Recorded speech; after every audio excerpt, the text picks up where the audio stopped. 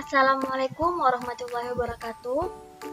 Saya Kamila Safitri, NIM 220631100003. Dan di video ini saya akan membahas salah satu metode pembelajaran inovatif yang menurut saya sangat cocok diterapkan untuk meningkatkan kualitas pendidikan di Pulau Madura, yaitu Project Based Learning atau pembelajaran berbasis proyek. Alasan saya memilih metode PJBL. Saya memilih metode ini karena Project Based Learning mendorong siswa untuk aktif, kreatif, dan terlibat langsung dalam proses belajar.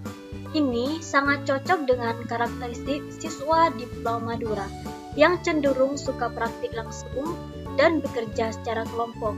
Selain itu, metode ini juga relevan dengan kebutuhan abad ke-21 yang menuntut keterampilan berpikir kritis, komunikatif, kolaboratif, dan kreativitas. Karakteristik siswa di Pulau Madura, salah satunya aktif dan semangat belajar tinggi. Banyak siswa di Madura punya semangat belajar yang tinggi, meskipun keterbatasan fasilitas masih menjadi tantangan. Mereka antusias ketika diajak terlibat langsung dalam kegiatan praktik atau proyek nyata, dekat dengan nilai-nilai religius dan budaya lokal. Nilai agama dan adat istiadat sangat kuat di kalangan siswa. Pembelajaran yang mengintegrasikan nilai lokal biasanya lebih mudah diterima. Mereka menghargai guru dan sesama, yang mendukung kerjasama tim dalam pembelajaran berbasis proyek. Selanjutnya, lebih terlibat saat belajar kontekstual. Siswa di Madura cenderung lebih tertarik saat materi yang disampaikan berkaitan dengan kehidupan nyata, seperti lingkungan sekitar, pertanian, atau teknologi sederhana yang mereka temui sehari-hari. Memiliki jiwa sosial dan kebersamaan yang tinggi.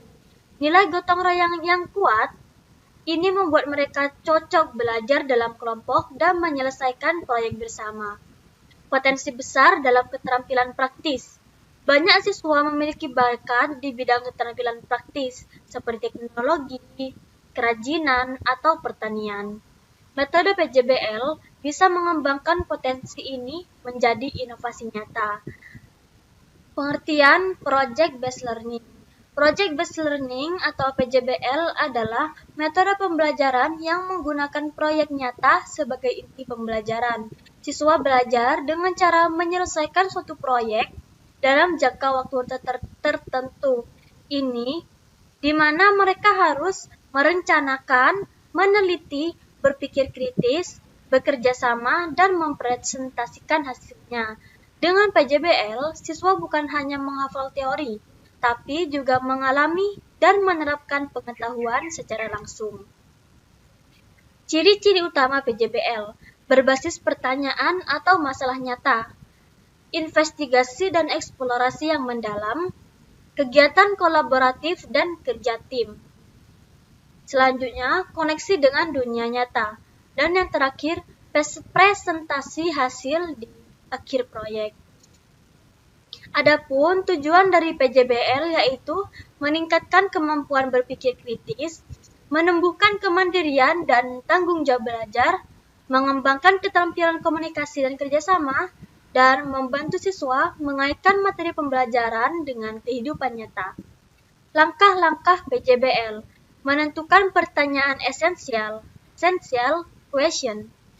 Pertanyaan esensial adalah pertanyaan pemantik yang bersifat terbuka, menantang, dan relevan dengan dunia nyata. Tujuannya untuk menggugah rasa ingin tahu siswa dan menjadi dasar dari seluruh kegiatan proyek. Contohnya, bagaimana cara kita menciptakan jaringan internet sederhana di lingkungan sekolah yang minim fasilitas?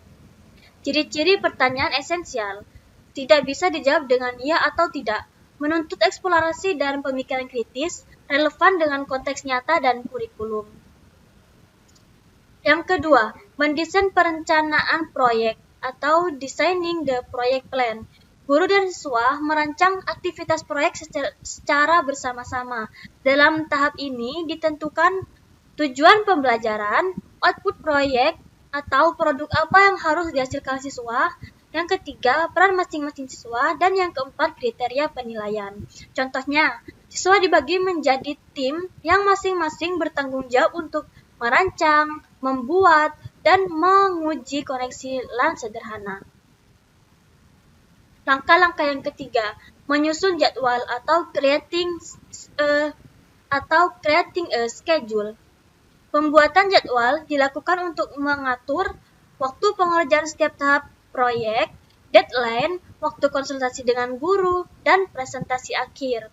Contoh jadwal, hari ke-1, siswa diarahkan untuk brainstorming dan riset.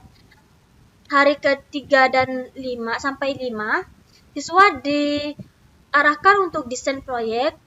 Hari 6 sampai 10 implementasi, hari ke-11 uji hasil, dan hari ke-12 siswa diperintahkan untuk presentasi hasilnya. Langkah-langkah keempat, memonitor kemajuan siswa atau monitoring students progress. Guru bertindak sebagai fasilitator, bukan pemberi instruksi. Monitoring dilakukan dengan cara observasi proses kerja, tanya jawab, memberikan umpan balik, membantu jika ada kesulitan. Tujuan dari monitoring agar siswa tetap fokus, bertanggung jawab, dan belajar menyelesaikan masalah secara mandiri atau kolaboratif. Langkah-langkah yang kelima, menguji hasil atau testing the outcome.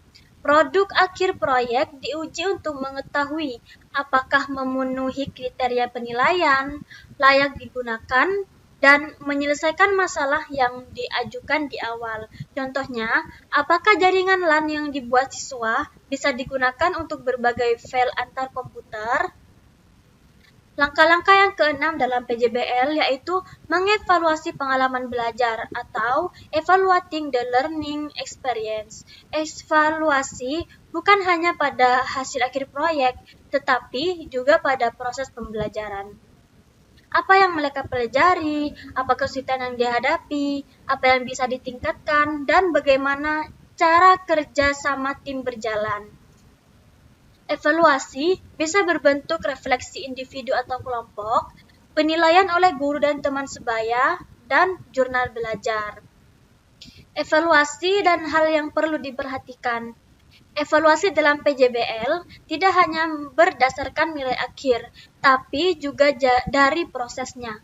Bisa digunakan rubrik penilaian yang mencakup kerjasama tim, kreativitas, pemecahan masalah, dan presentasi hasil. Tantangan dalam penerapan PJBL di Madura bisa jadi adalah kurangnya fasilitas dan pelatihan guru. Namun, ini bisa diatasi dengan pelatihan khusus dan kerjasama komunitas. Keterampilan abad ke-21. Metode PJBL ini juga mengembangkan 4C, yaitu critical thinking, creativity, collaboration, dan communication. Critical thinking yaitu siswa belajar menganalisis dan memecahkan masalah. Creativity, mereka diajak menciptakan solusi unik dalam proyek. Collaboration, kerja kelompok menjadi kunci sukses proyek. Dan yang terakhir, communication. Presentasi hasil membuat siswa lebih percaya diri menyampaikan ide. Jadi, itulah alasan saya memilih metode project-based learning sebagai inovasi dalam pembelajaran, khususnya di Pulau Madura. Terima kasih sudah menonton video ini, semoga bermanfaat dan bisa jadi inspirasi bagi kita semua. Wassalamualaikum warahmatullahi wabarakatuh.